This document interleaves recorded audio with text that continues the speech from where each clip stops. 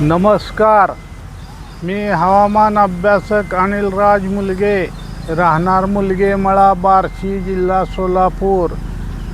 दिनांक 11 जुलै.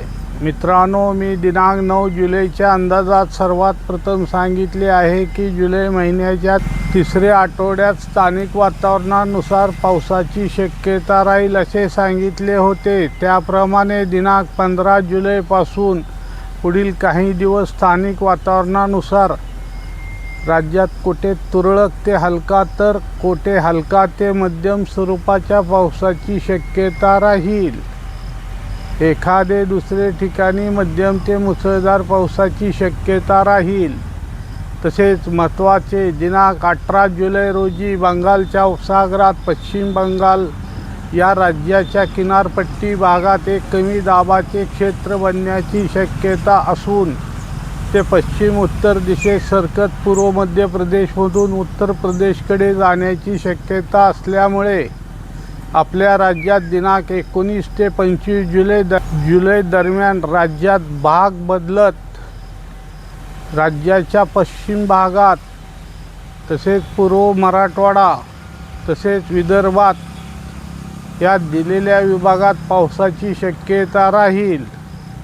त्यापैकी विदर्भात व राज्याच्या पश्चिम भागात मुसळधार पावसाची शक्यता राहील व पूर्व मराठवाडा विभागात मध्यम ते मुसळधार पावसाची शक्यता राहील. तसेच राज्याच्या इतर भागात स्थानिक वातावरणानुसार हलका ते मध्यम पावसाची शक्यता राहील.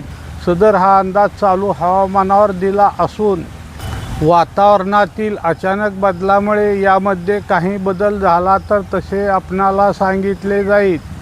सदर हा सविस्तर अंदाज राज्यातून मी सर्वात प्रथम देत आहे.